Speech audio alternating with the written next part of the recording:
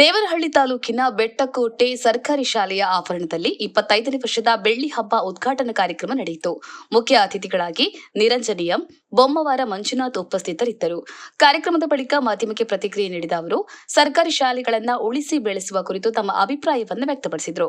ಕಾರ್ಯಕ್ರಮದಲ್ಲಿ ಉಪನಿರ್ದೇಶಕರು ಬೈಲಾಂಜಿನಪ್ಪ, ಎಸ್ಡಿಎಂಸಿ ಅಧ್ಯಕ್ಷರಾದ ರವಿ ಹಾಗೂ ರಾಯಸಂದ್ರ ಮಂಜುನಾಥ್, ಮಾಜಿ ಗ್ರಾಮ ಪಂಚಾಯತ್ನ ಅಧ್ಯಕ್ಷರಾದ ಮ್ಯಾಥ್ಯೂ ಮುನಿಯಪ್ಪ, ಎಸ್ಡಿಎಂಸಿಯ ಎಲ್ಲ ಸದಸ್ಯರು ಭಾಗಿಯಾಗಿದ್ದರು.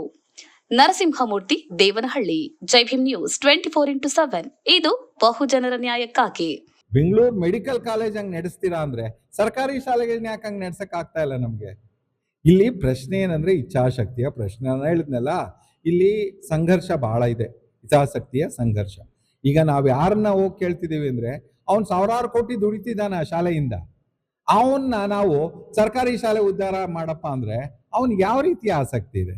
ಅದಕ್ಕೆ ನಾನು ಒಂದ್ಸಾರಿ ಸರ್ ಮುಖ್ಯಮಂತ್ರಿ ಸರ್ಗೆ ಹೇಳಿದ್ದೆ, ಸರ್ ಇದು ನಿಜವಾಗ್ಲೂ ಬಹಳ ಬಿಕ್ಕಟ್ಟು ಬರ್ತಾ ಇದೆ, ನಾವೇನ್ ಸರ್ಕಾರಿ ಶಾಲೆಗಳು ಗಟ್ಟಿ ಆಗ್ಬೇಕು ಅಂತ ವಿಧಾನಸಭೆನಲ್ಲಿ ಚರ್ಚೆ ಆಗುತ್ತೋ ಆ ಚರ್ಚೆಯಲ್ಲಿ ಭಾಗವಹಿಸೋರೆಲ್ಲ ಖಾಸಗಿ ಶಾಲೆನವ್ರೆ. ಕನಿಷ್ಠ ನೀವು ಅಟ್ಲೀಸ್ಟ್ ಮುಂದಿನ ಚುನಾವಣೆಗಳಲ್ಲಿ ಯಾರು ಶಾಲೆ ಅಂದ್ರೆ ಖಾಸಗಿ ಶಾಲೆ ಆಸ್ಪತ್ರೆ ಇಟ್ಕೊಂಡಿರ್ತಾರೋ ಅವ್ರಿಗೆ ಟಿಕೆಟ್ ಕೊಡಲ್ಲ ಅಂತ ಹೇಳಿ ಕನಿಷ್ಠ, ಅವಾಗ ಆ ಸಂಘರ್ಷನಾದ್ರೂ ಕಡಿಮೆ ಆಗುತ್ತೆ. ನಿಮ್ಮ ಮಕ್ಕಳು ಇದೇ ಶಾಲೆಯಲ್ಲಿ ಹಾಕಿದ್ರು ಕೇಳ್ಪಟ್ಟೆ. ಇದರಲ್ಲಿ ಶಾಲೆಯಲ್ಲಿ ಶ್ರಮ ನಿಮ್ದು ಎಷ್ಟಿದೆ ಸರ್? ಸರ್, ನಾನು ಶಾಲೆಗೆ ನಮ್ಮ ತಂದೆ ತಾಯಿ ಸೇರಿಸಿದ್ದು ಇಲ್ಲೇನೆ. ನಾನು ಓದಿ ಇಲ್ಲೇ ಮಲಗಿ ಪಾಠ ಕಲ್ತಿರೋನು.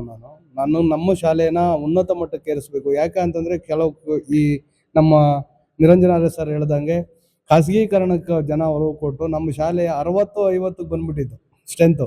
ನಾವು ಆಮೇಲೆ ನಮ್ಮ ಅಂತಾರಾಷ್ಟ್ರೀಯ ವಿಮಾನ ನಿಲ್ದಾಣ ಆದ್ಮೇಲೆ ನಮ್ಮ ಜಮೀನುಗಳು ಎಲ್ಲ ಅಂತಾರಾಷ್ಟ್ರೀಯ ವಿಮಾನ ನಿಲ್ದಾಣಕ್ಕೆ ಅಕ್ವೇಷನ್ ಆದ್ಮೇಲೆ ಅವ್ರು ನಮ್ಗೊಂದು ಒಪ್ಪಂದ ಮಾಡಿಕೊಟ್ರು. ನಮ್ಮ ಜಮೀನೆಲ್ಲ ನಮ್ಮ ವ್ಯವಸಾಯ ಜಮೀನು ತಗೊಳ್ಳೋವಾಗ ನಿಮಗೆ ಉದ್ಯೋಗ, ಮೂಲಭೂತ ಸೌಕರ್ಯಗಳೆಲ್ಲವನ್ನು ಒದಗಿಸ್ಕೊಡ್ತೀವಿ ಅಂತ ಆ ಕಾನ್ಸೆಪ್ಟಲ್ಲಿ ಇಟ್ಕೊಂಡು ನಮ್ಮ ಶಾಲೆನ ಕಟ್ಟಿಸಿ ಎಲ್ಲ ರೀತಿಯಾದ ಸಪೋರ್ಟ್ ಅವ್ರ ಹತ್ರ ತಗೊಂಡು ನಮ್ಮ ಶಾಲೆನ ಉನ್ನತ ಮಟ್ಟಕ್ಕೆ ಬೆಳೆಸೋದಕ್ಕೆ ನಾವು ಭಾರಿ ಶ್ರಮ ಪಟ್ಟು ಇವತ್ತು 500 ಜನ ಮಕ್ಕಳು ಮಾಡಿದ್ದೀವಿ. ಖಾಸಗಿ ಶಾಲೆಗಿಂತ ನಮ್ಮ ಶಾಲೆಯಲ್ಲಿ ಏನೂ ಕಡಿಮೆ ಇಲ್ಲ. ಖಾಸಗಿ ಶಾಲೆಗೆ ಇನ್ನೂ ಮೀರಿದ ಕೆಲಸನೇ ಮಾಡ್ತೀವಿ. ಖಾಸಗಿ ಶಾಲೆಯಲ್ಲಿ ಯಾವುದೇ ಒಂದು ಕಾರ್ಯಕ್ರಮ ಮಾಡಬೇಕಾಗ್ಲಿ, ಇನ್ನೊಂದು ಮಾಡಬೇಕಾಗ್ಲಿ, ಪೋಷಕರ ಹತ್ರ ಹಣ ವಸೂಲಿ ಮಾಡಿ ಅವ್ರ ಮೇಲೆ ಒತ್ತಡ ಹಾಕಿ ಮಾಡ್ತಾರೆ. ನಮ್ಮ ಶಾಲೆಯಲ್ಲಿ ನಾವು ನಮ್ಮ ಕೈಲಾದಷ್ಟು ದಾನಿಗಳನ್ನ ಸಹಾಯ ಪಡೆದು ಎಲ್ಲ ನಮ್ಮ ಕೈಯಿಂದ ಆದಷ್ಟು ಹಾಕಿ ನಮ್ಮ ಮಕ್ಕಳಿಗೆ ಯಾವುದೇ ಸವಲತ್ತು ಕಡಿಮೆ ಆಗದೇನೆ ನಾವು ಸೌಕರ್ಯ ಕೊಟ್ಟು ನಮ್ಮ ಶಾಲೆಯನ್ನು ಉನ್ನತ ಮಟ್ಟಕ್ಕೆ ತಗೊಂಡು ಹೋಗ್ಬೇಕು ಅಂತ ಪ್ರಯತ್ನ ಪಡ್ತಾ ಇದ್ದೀವಿ.